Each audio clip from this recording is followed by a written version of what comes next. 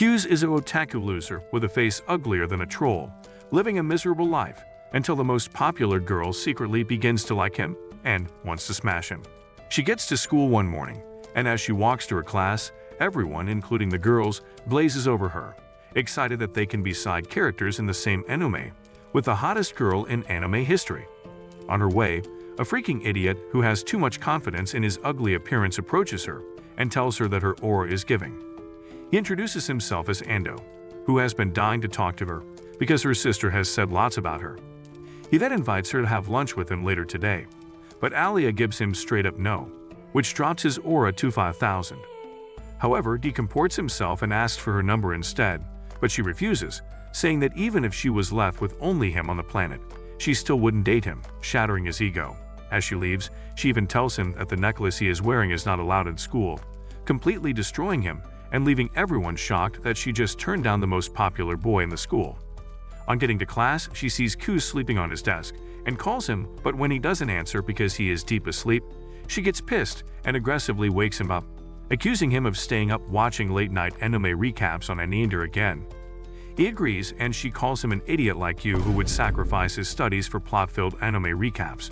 Q's tells her that Aninder released a new recap by 1 AM, so he had to stay up to watch because of how well the narrator roasts the MC, and afterward, he spent another 2 hours discussing the recap with his otaku friend. Hearing this, Alia calls him insane, but Q's replies that he loves this kind of insanity, prompting her to call him a fool. She then musters some gibberish in Putin's language, which when Kuz asks what that was, she tells him it's nothing special. Following this, Kuz realizes he didn't bring his chemistry workbook for the next class, so he asks to share with Alia, and as soon as the class begins, he starts to doze off. Alia suddenly pokes him, causing a reaction from him that attracts everyone's attention, and unfortunately for him, it happens just when the teacher asks a question. The teacher calls on him to give an answer, but Bro doesn't even know what the question was since his dumb was sleeping. Meanwhile, as he looks around like a confused idiot, Alia decides to come to his rescue by showing him the answer to the question. He immediately says it out, only to discover it's the wrong answer. Then Alia stands up to say the correct one, shocking him. He asks her why she told him the wrong answer, but she denies and says she was only showing him the question. Kizev gets pissed and wishes he could piss on her face, but she suddenly calls him cute in Russian, shocking him. He pretends not to understand and asks what she said, and she replies she was only calling him stupid. However, Kizu wonders what the heck is going on as Alia always fawns over him in Russian, thinking he doesn't understand the language. Meanwhile, Kizu used to have a Russian female friend when he was young who taught him how to speak Russian so he could understand her when she spoke. He soon brings out his phone and rejoices on seeing a female character she likes. Alia takes the phone from him to see what the heck he is looking at, and upon seeing the character and her silver hair, she gets jealous and returns the phone to him. However, she switches to Russian and calls him a cheater for not recognizing that she also has silver hair, surprising Q's, who clearly heard what she just said, but he pretends he didn't. Later during lunch, Q's gets talking with his two fellow fools who don't have the recommended face card qualities to bag any girl, even in an hentai world. They see Alia and two other friends and start talking about them. The ugliest among them feels bad that Q's is friends with the hottest girl in school, while he struggles to even get a chance with the ugliest girl. However, he tells Q's if he is to shoot his shot, he will go for Yuki. But the dude beside him tells him he will definitely miss because he's got no res. A few minutes later, Yuki notices Q's and comes to his table to ask to sit with him, along with Alia. Yuki gets talking with Q's, making Alia a bit jealous, so she asks if they are friends, and Yuki replies that they have known each other since when they were kids, surprising her. Q's asks Yuki if she is friends with Alia, and she replies that not yet, but she would love to be. Upon hearing this, Alia says that being friends with her won't be any fun for her. However, Yuki insists on being her friend. Meanwhile, they have forgotten that the two other bros are also on the table, so they stand up to leave because they can't stand being the ugliest creatures on the table. After eliminating the two shit-faced mofos, Yuki moves closer to Q's and asks for his response to her offer to him to join the student council. However, Q's tells her he isn't interested. Yuki persists by saying he is capable since he was once the vice president when they were in middle school. A while later, after Yuki separates from them, Alia tells Q's that she is surprised that he and Yuki, as she never expected that any girl would want to be a friend to a dude with a face that could turn Medusa to stone. He asks her what she would say about herself, who is also his friend then, making her speechless, and then she takes her leave. The next day, Kuz wakes up from a dream about his childhood friend who made him learn Russian, but sadly, his low storage memory can't process her name anymore. He gets to school early that morning, and he arranges the classroom before anyone else arrives. He feels proud for doing something remarkable in a while, and Alia soon arrives. As they talk, he notices a wet stain on her socks and wonders if this is jizz or something. But she replies that she is not like him who goons on his uniform like a loser. She then explains that one silly man in a truck splashed water on her body on her way to school. However, she adds that is not much of a problem since she has an extra pair of socks. She changes the subject and asks him if he really was in the student council when he was in middle school, and he tells her yes. So she tells him to take the offer to join the student council, but he repeats that he is not freaking interested. She doesn't push further but removes the stained socks, which immediately makes Kuz embarrassed when he sees her seductive thighs. She notices this, and in a bid to make him feel even more uncomfortable, she asks him to help her get the extra socks from her locker. After doing that, she suddenly requests that he wears it for him, shocking him. He initially rejects, but she whispers in Russian as she wants him to touch her in freaky ways so badly, surprising him, as he can't still understand why she is really feeling his aura and glazing over him like a creep. He asks her what she just said, and she lies that she called him a coward. Following this, he suddenly grabs her leg and attempts to wear the socks for her, embarrassing her. He starts to wear it, causing her to squirm like she is about to climax. He mistakenly touches her plot region, causing her to respond with a kick to his stupid face that knocks him to the ground.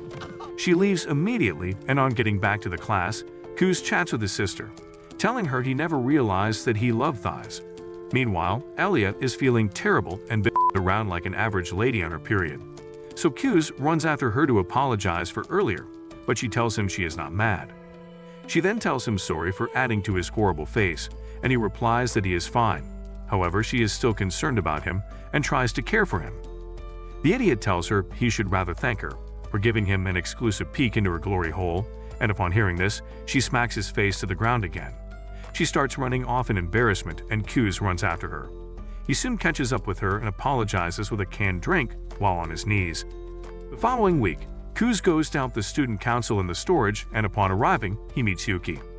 As the two start to joke around, Yuki sees them and sarcastically comments about how well they get along. Kuz replies that this is not new, and she immediately apologizes for being the useless third wheel of their relationship. The girls need assistance organizing the storage room, so Kuz starts by bringing down some board games, prompting Yuki to boast about her last victory. Alia chides the flirtatious pair to get back to work, then switches to Russian, quietly wishing she could get some attention too. Kuz shivers at Alia's words, oblivious to her intent, as she subtly pleads for his company. Afterward, they head to the student council office, where the president, Kenzaki, introduces himself, mentioning he has heard a lot about Kuz. Kuz sizes him up, and upon seeing his aura, he concludes it is no wonder he is the president. He immediately prepares to take his leave, but Kenzaki insists on treating him to dinner to show his appreciation for helping the girls. Kuz initially hesitates, but Yuki urges him to seize this opportunity, since he is only going home to eat the thrash he calls food. Kenzaki is curious about Yuki's knowledge of Kuz's home life, but she simply explains that they have been around for a while. Kenzaki extends the dinner invitation to the girls, and they agree. At dinner, Kenzaki compliments the group on their efficiency, prompting Yuki to credit Kuz for their swift progress. Kenzaki then asks Kuz if he would like to join the student council, but Kuz declines without thinking, saying he'd rather play Fortnite than be in the student council. Kenzaki tries to persuade Kuz by mentioning that joining the student council would significantly boost his recommendation, but Kuz is more interested in a different kind of recommendation, a hardcore corn that he can jizz to tonight. Yuki joins in the pestering, prompting Kuz to ask why she even needs him when she's almost guaranteed to win. Kenzaki reveals that's not necessarily true, especially since Alia is planning to run as well. This surprises Kuz, and he looks at Alia to see if she would say otherwise, but Alia confirms that it's true. After dinner, Kenzaki suggests that Kuz walk Alia home while he escorts Yuki, so they split up. Alia is unusually distant towards Kuz, and when they reach her stop, she leaves without her usual affectionate remarks in Russian. When Kuz gets home, he immediately senses someone else is there. Inside, he finds Yuki casually relaxing on the couch. He asks what she's doing there, but she ignores him, engrossed in her favorite manga, hoping there are uncensored scenes just like you cultured losers wish you could get on this channel.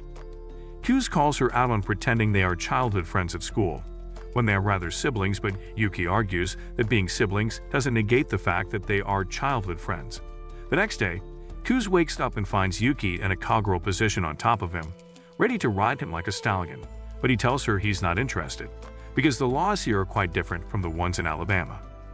Following this, they head for the mall together, and Yuki goes to the luxury section where she starts to check out clothes with prices higher than the money Kuz has ever handled in his life as a brokey. As they shop, Kuz mentions to Yuki that he's been seeing a silver figure at the edge of his vision, and asks her if she noticed too, but Yuki tells him she has noticed before his slow brain could even realize that someone was peeping on them. He wonders what he should do in this situation, but Alia doesn't give 2 cents about it and walks straight up to confront Alia about why she is being a hell of a right now. Trying to act nonchalant, Alia claims she only just noticed them, but everyone knows she is just capping. Yuki invites Alia to join them for lunch, but Kuz tries to stop her. However, this only makes Alia get more curious, wondering why he doesn't want her to come along. Meanwhile, Yuki warns Alia about the spicy food they're headed for, suggesting she might not handle it well, but the stubborn goat insists on going with them. Once they arrive at the restaurant, Alia becomes startled when she sees that the shop looks like it is run by Lucifer, and she wonders why the heck does a restaurant look like hell. They soon head inside, and as they check the menu, Yuki details the fiery experience each dish promises, prompting Kuz to order the mildest option for Alia, so she won't transit to nirvana over a dish. The girls decide to go with this choice, and as they await their meal, Alia remarks on Yuki's tomboyish appearance, leading Yuki to casually mention she was in bed with Kuz that morning. This catches Kuz off guard, causing him to spit out his drink. Alia is shocked and looks at Kuz to hear the heck he has to say about it. Kuz tells her it is not what she thinks and goes on to give a shady explanation that he just innocently found her on top of him on his bed. Finally, their order soon arrives, and upon seeing the meal, she becomes scared for her life, but she quickly maintains her aura so she won't appear like a soul. She grabs the chopsticks and puts the first portion in her mouth, which short-circuits her brain immediately. Kuz asks her if she is okay, but she says she is fine. She begins to cry, pleading for help in Russian, but each time Kuz tries to assist, the idiot refuses his help. Suddenly, Yuki decides to be mischievous and offers her more spice to add to her food, since Alia is an idiot who would do anything to make people think she is chilled as hell, whereas she is cooked as hell. Kuz realizes Yuki is doing this on purpose and tries to stop Alia from adding the spice, but she stubbornly adds it to her food anyway, and when she takes a bite, she screams out her mama. Later outside, Kuz mentions that Yuki went off to buy something, leaving just the two of them, and since they are alone, he asks her if she would like to lick his cream, to which she agrees without any hesitation because she has always wanted to know how tasty it is. She takes the ice cream to cool off, and just as she calms down, Kuz suddenly asks why she wants to be student council president. Alia replies that she doesn't need a reason to aim higher, and Kuz inquires if she has a running mate. Alia says she doesn't need one and would probably ask a random stranger just because of the rules, but when she switches to Russian, she secretly wishes Kuz would run with her. This reminds Kuz of a time he saw a girl cry over losing an election, making him feel sympathetic. Alia asks if he has any plans afterward, and Kuz replies that he doesn't and that Yuki won't be back for a while. Alia asks him to follow her while she goes shopping. Kuz points out that it might imply a close relationship between them, but when he realizes that Alia doesn't have any friends due to her attitude, he decides to accompany her out of pity. They head to the store, and Alia wonders why Kuz has suddenly become nice to her. She starts to get mad when she thinks it's because he expects her to lose the presidency. Frustrated, she heads to the changing stalls, intending to blow him out of the water with her fashion sense. However, before she starts changing, she reasons that an otaku has wild imaginations, so she tells him to move farther away to prevent from hearing her wear her clothes, as though that is supposed to get him freaky. Feeling relieved, she begins changing, thinking about giving the viewers of this recap some exclusive content, but sorry, we censored it. She soon changes into a cute outfit to show him, but then worries about what she'll do if he has no reaction. and she decides to bite off his little meat if he does. When she opens the curtain, Q's genuinely tells her she looks great, and even puts effort into his compliment, making her embarrassed because she didn't expect it. She quickly closes the curtain, feeling overwhelmed, while Q's is equally embarrassed, unsure if the crappy Riz lines he learned as a Discord mod actually worked or not. Alia wonders if he's used to giving compliments because of Yuki, so she decides to try a boyish outfit like Yuki's. Q's rizzes her again by telling her she looks like Livy Dunn, and he would love to be her baby Gronk. Following this, Alia tries on several outfits, each time hoping for more compliments from Q's, who is already exhausting all the Riz lines in his dumbskull. This time, she picks something a bit risk to tease Q's with some skin. However, when she opens the curtain, she finds Yuki standing there and Q's giving her a blank stare. Embarrassed, she shuts the curtains and switches to Russian, wishing she could disappear. Yuki wonders what she just said and asks Q's to translate it for her. Later on the train, Alia zones out, looking like a zombified goat, but she snaps out of it when Q's and Yuki say their goodbyes. After they leave, she begins freaking out about the skimpy skirt she wore earlier, but then it suddenly dawns on her that the two came off at the same station. Afterward, Kujo heads home where her sister Maria greets her. Noticing Kujo's unusually somber mood, Maria asks what's wrong and Kujo talks about Q's and his supposed childhood friend, making Maria happy that Kujo is starting to like someone unlike before when her heart was padded with vibranium. Kujo tries to brush it off, but Maria directly asks if she likes Q's. However, Kujo deflects, insisting they're just friends. Maria questions this, pointing out that Q's is an indifferent slacker, which Kujo typically dislikes. Kujo recounts how it all began 6 years ago in Russia during a class project where the winning group would receive a prize. Excited to contribute, Kujo went into town to interview someone for their subject study. However, upon returning to school, she realized her group didn't give a about the heck she was doing. Kujo tried to motivate them to win, but all her efforts were met with apathy since her group was full of a bunch of losers who just loved losing. She even wrote an extensive report for the project, but her group mates weren't buying that, so they dismissed her efforts and told her to go and hug an electric pole. A disagreement ensued, leaving Kujo to finish the project on her own, and when another group eventually won the prize, she was deeply disappointed by the loss. On her way home, Kujo found herself frustrated, realizing she couldn't expect others to share her level of drive and determination, so she resolved to do things by herself from that day onward. Years later, she transferred to a prestigious Japanese school, where she met Q's, the seemingly unmotivated guy who seemed to be tired of breathing and needed a break. After exchanging introductions, Kujo quickly noticed that Q's was a top-tier sleeper who thought the reason for his existence was to close his eyes for 10 hours a day. However, this didn't surprise Kujo because this was not the first time she was seeing someone so unmotivated with life and had nothing going for him. When the school festival approached, everyone was assigned different tasks, but Kujo took it upon herself to shoulder the workload alone. Some classmates urged her to chill, reminding her it was just a school festival, but Kujo told them she didn't take advice from losers determined to give it her all. Despite pricking her fingers repeatedly, she refused to stop until the job was done. Later after school that day, Q's unexpectedly showed up, aware that Kujo was pushing herself too hard. He advised her to go home, reassuring her that everyone would pitch in the next day, but Kujo stubbornly refused to leave. That's when Q's presented her with a permission slip from the Handicrafts Club, allowing them to stay late and help her with the work. Kujo was stunned, wondering how he managed to arrange it, so Q's explained his approach and pointed out that there was no need for her to do everything alone. This only irritated Kujo, who didn't understand why he thought taking the festival seriously was a problem. She then gave an unwarranted speech about not compromising on quality and insisted there was nothing wrong with working hard, especially since no one else seemed to care as much as she did. Q's reminded Kujo that the whole point of festival attractions was to work together, suggesting she should rather have blackmailed the others into putting in their best efforts. However, sensing he was about to get another personality lecture, he quickly apologized and acknowledged all the hard work she had put in.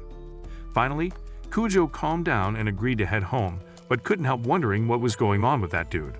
The next day, the boys stepped up their game, much to Kujo's surprise, and not only did they get everything done, but everyone, including Kujo, enjoyed the process. When the school festival finally kicked off, everything ran smoothly. Later at the after-party, Kujo found Q sitting alone and decided to join him. He asked her if she wasn't dancing because she had 2 left feet, and she told him not to even dare her, because her legs could do unimaginable things, including the kind of things you'd clear from your browser's history after watching. However, she refused to dance because all her admirers were a bunch of ugly dudes. Kuz playfully called her response typical of the Ice Princess, but Kujo didn't seem cool with this and explained that the princess part suggested she was a spoiled, silver-haired snob. She added that even though she was born with above-average looks and talent, she had always worked hard and didn't want her efforts to be overshadowed by the favor of her birth. Kuz got it and promised not to use the nickname, which pleasantly surprised her. She thanked him for helping her see the importance of enjoying the festival with everyone even though she had been a jerk, and apologized for the boring speech she had given earlier. Kuz told her it was no big deal, as it wasn't the first time he had listened to speeches that worked better than sedatives. But Kujo insisted on repaying him in a more tangible way and told him to name anything he wanted, even to a taste of her cookie. Kuz takes a moment to consider and then asks Kujo if she has a real nickname. When she tells him it's Alia, he asks if he can call her that. She playfully asks what's in it for him, and he jokingly replies that he'll earn bragging rights for being on a first-name basis with the class idol, and he thanks her for the privilege. Just then, some desperate idiots appear, asking Elia for a dance. The boys start simping like sissies, arguing over who should get the first dance. Overwhelmed by the situation, Kujo becomes visibly uncomfortable, and sensing her distress, Kuz steps in, takes her hand, and declares to the group that she's already taken. Kujo's heart skips a beat as she looks at Kuz in surprise. He then challenges her to see how quickly she can learn the dance, and she eagerly accepts his offer. From that point on, Kuz returned to his usual laid-back self, prompting Kujo to tease him mercilessly, but deep down, she's been rizzed up. Back to the present, Maria compliments their adorable story, but Kujo insists that it's not what it seems, as she has probably been friend-zoned or something. However, Maria, recognizing a classic friends-to-lovers situation, isn't convinced, especially since she has her own experience with a mysterious lover from her locket.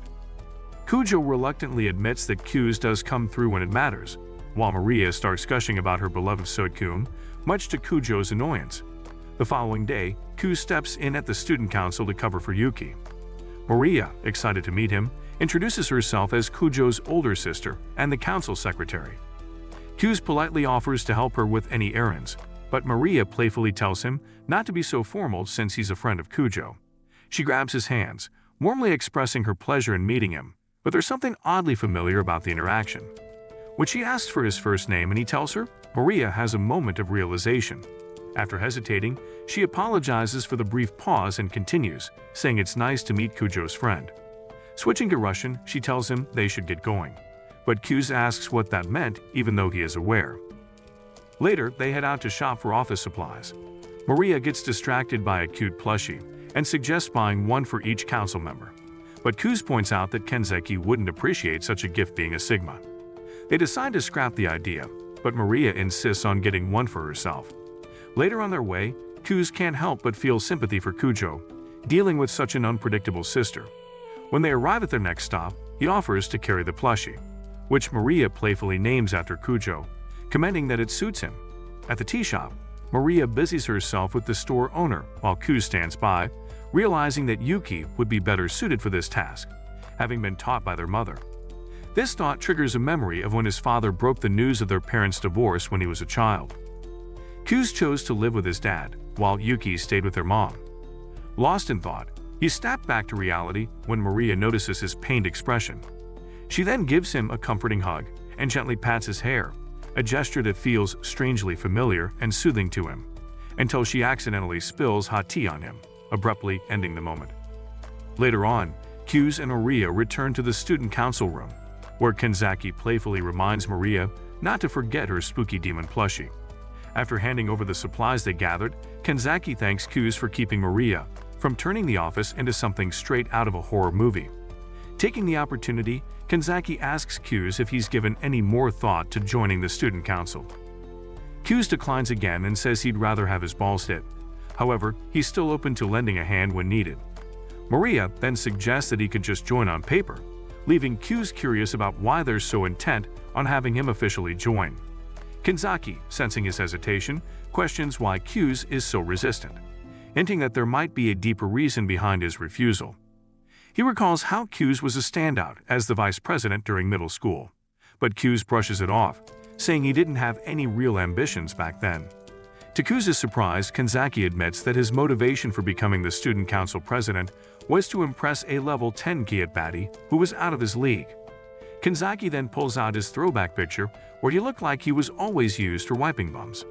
Q's asks if it is younger brother, as he wonders why he is that ugly. But Kanzaki reveals it's his picture from 2 years ago, shocking Q's, who remarks that he resembled Michelin, and Kanzaki laughs, admitting that he was not only overweight but also had an unmatched record of failure. Everything changed for him when he developed a crush for a 10 and decided to up his game to win her over. Kanzaki points out that even Maria joined the group because Chizaki asked her to, so Maria admits it's true and adds that it doesn't really matter why someone joins as long as they work for the benefit of the students. Kanzaki then reminds him that he and Yuki made a great team back in middle school, and there's nothing for Q's to be embarrassed about. This makes Q's reminisce about the good old days with his sister. Noticing this, Kanzaki reassures him that it's perfectly fine if he only wants to help someone else become president. Q's says he'll think it over, so Kanzaki and Maria shift their focus elsewhere while Q's contemplates whether he really wants to help someone become president. When he asks about Alia's whereabouts, Kanzaki mentions that she's busy mediating a dispute between the baseball and soccer teams. Apparently, both teams requested the use of the school field to prepare for upcoming events. The soccer team has qualified for regionals, while the baseball team is being scouted by professionals. Usually, Chizaki would handle such conflicts, but she's currently tied up with official duties, so he sent Alia. But she seems to be struggling with the situation. Upon hearing this, Q's decides to check if the teams are actually fighting. Meanwhile, the baseball and soccer teams are in the middle of an intense stare-down, with Alia observing. The guys get into a heated argument about whose match is more important, but when Alia tries to join the discussion, the soccer team challenges her to come up with a solution. Alia suggests they use the Riverside Park for practice, but the soccer team tries to pass the idea to the baseball team, who refuse to compromise. Throughout this, the captains of both teams, along with the management team, remain oddly silent. As the argument escalates, Alia begins to realize she sucks at managing, which makes her wonder how the heck she wants to be the president then. The promise she made to herself years ago is starting to backfire, and her previous attitude toward others is now making her seem like a clown in a circus performance. Feeling overwhelmed, she starts to cry and switches to Russian to ask for help. At that moment, Q steps in, announcing that he's now responsible for Student Council General Affairs and is there to assist. Just a few moments earlier, Q had overheard the teams arguing while Alia tried to mediate. He knew Alia's approach wasn't going to work, but decided to let her learn from the experience. However, when he heard her plea for help in Russian, he couldn't ignore it. Both teams recognize Q's from his middle school days, so he proposes a compromise. The baseball team can use the Riverside Park since they have fewer members, and in return, the soccer team will send some players to help them out. The boys begin to voice their objections, and Alia tries to calm them down. However, Q's remains focused on the management team. Suddenly, the head manager steps in and offers her team's assistance, causing the baseball guys to change their tune completely. With the dispute finally settled, Q's wraps up the matter, suggesting they file official requests the next day, while Alia looks on in surprise. As they head back to the office, Q's apologizes to Alia for stepping in and possibly making her look bad. Alia brushes it off, but asks him why he made that suggestion, almost as if he knew the soccer manager would volunteer. Q's is caught off guard by her observation, but Alia points out that he was watching her closely the entire time. That's when Q's reveals that the manager is actually dating the baseball team's captain, shocking her. The baseball captain remained silent throughout the meeting because he was torn between helping his girlfriend and keeping his priorities straight, but Q's was confident the manager would jump at the opportunity, ensuring a happy ending for everyone involved. Later, they run into Kanzaki, who asks how things went. Alia credits Q's for working his magic, and Kanzaki praises them, but Q's quickly calls him out for orchestrating the whole situation. Kanzaki admits to it and then asks Q's if he's finally made up his mind, to which Q's finally says yes. Kanzaki then invites him to the office to get started. As Alia and Q's head home, Q's grumbles about being outsmarted by Kanzaki. Alia questions whether he's planning to join the student council just to compete with Yuki for the presidency. Q's turns the question back on her, asking if she'd step aside if he were to run. But Alia, determined as ever, declares that she won't back down, even if it means facing him in the election. Sensing her resolve, Q's offers to help her become the student council president, causing Alia to be taken aback. But Q's reassures her that he'll support her in every way, extending his hand as a gesture of solidarity. Alia wipes away a tear and takes his hand, sealing their partnership. However, she suddenly says something in Russian, which reminds him of once having a similar experience. He smiles at the familiarity until he realizes Alia is squeezing his hand a bit too hard. She accuses him of thinking about someone else, making Q's panic. She presses him about Yuki, and though Q's denies any such thoughts, Alia expresses her frustration with a well-placed hot friendly slap. As Q's lies on the ground, she offers her hand to help him up, and on the way back, Q's gives a 5-star review for the slap he had just received. It was quick and efficient in waking his numbskull, but Alia tells him his IQ must be at absolute 0.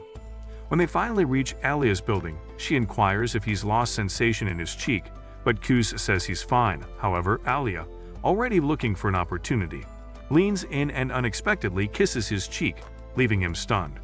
Alia, noticing his surprise, questions his reaction, while Q's is left wondering if that was a dream because that she can't be real.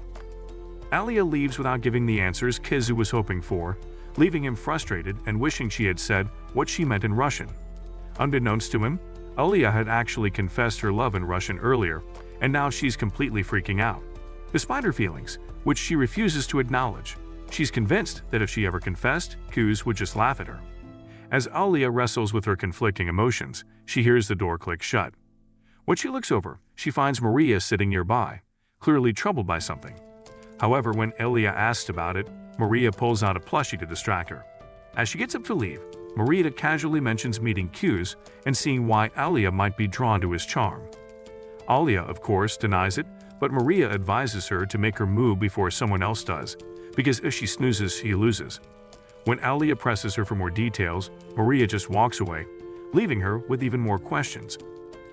As Q's heads home, he feels like a simp for what he said to Alia earlier, but he suddenly stops to think about Alia's confession, wondering if all her secret flirts in Russian have been genuine or she's just being goofy towards him. He continues walking and remembers when his parents used to quarrel. He concludes that love is a scam and is not what racking his brain over, even though it's small and empty. He soon gets home and walks in on Yuki in the bathroom. Yuki immediately pretends to be embarrassed even though she planned it, so he can see her work of art. Maybe he would decide to make a few strokes on it with his pencil and turn it into a masterpiece. Q's thinks she is just a kid and attempts to leave, but she holds him back and asks if he isn't curious about why she did this. She tells him that she recently realized even though they have lived together for years, there has never been a time he walked in on her when she was changing, which probably should happen to all brothers at least once in their lives. He tells her brain is fried from watching too many TikTok videos, but she replies that she also did this to make up for tricking him earlier. Dude still thinks his sister is crazy, and she pesters him to reveal if he checked her out earlier, but he tells her she is built like a surfboard, so there was nothing to check out even if he were too, crushing her self-esteem. Later, as he talks with her, he reveals that he is joining Alia in running for presidency of the student council, causing a jealous reaction from her. Yuki says it's because Alia's got big melons and asks him to come and squeeze hers, if that will make him like her more, but he tells her to shut her freaking mouth. She soon stands up to leave his room, and as she leaves, she tells him she is now rivals with Alia, and whenever he is tired and needs pillows to rest his head on, he can always come and place it on her heavenly pillows. The next day at school, Alia eagerly waits for Q's to arrive, but she snaps herself out of her fret when she realizes that she is already losing her guard. She reasons that his stupid ass is going to walk in with a sleepy face as always anyways. He soon arrives, and she begins to flip through her book, pretending to be reading. He greets her and takes his seat. He gets talking with another dude not worthy of recognition. However, she observes him and notices that he is not his usual slurpy sleepy self. He seems very much alive today, making her wonder if he won the lottery. She catches herself drooling over him again and quickly calls her brain back to order, assuming he didn't get enough sleep as always. Later during the class, she is surprised that he is not dozing off, as he normally does, and she wonders if he is upping his game because of her. not knowing that the dude doesn't even give a shit about her. While in the sports center, the idiot gets hit by a volleyball because he had already zoned out amid the game. He soon steps out of the gym, and while he sits alone, Alia comes to try some pickup lines she has seen on Reddit. She touches his head and her head together to find out if his body temperature is normal since his head was hit by a ball. While at this, Bro has a sneak peek to how big her gadonkadonks are, immediately embarrassing him because he has never seen them that huge before. Afterward, they head to the tap to get water, and Yuki comes to meet them. She starts caring overly for him, making the silver-haired jealous, so she quickly grabs him and claims they need to leave already. They leave immediately, and after walking a distance, she stops to ask him if he is fine. He tells her he is, but she replies that he has not been himself since morning, so she thought something is wrong with him in the head. He tells her he is fine and reveals that he just didn't get to eat breakfast, making Alia instantly realize that the idiot was awake in class today because he was too hungry to sleep. However, he tells her he slept well last night, making her angry because she couldn't sleep after feeling guilty for slapping him. The dweeb quotes the Bible for her, saying the Lord said whenever he is slapped on the right cheek, he should turn the left too. This makes her even more pissed, and she leaves, regretting that she fell in love with a fool. Afterward, they head to the student council room from class. They meet Kenzaki, and after a while, Maria and Yuki arrive one after the other for the student council meeting.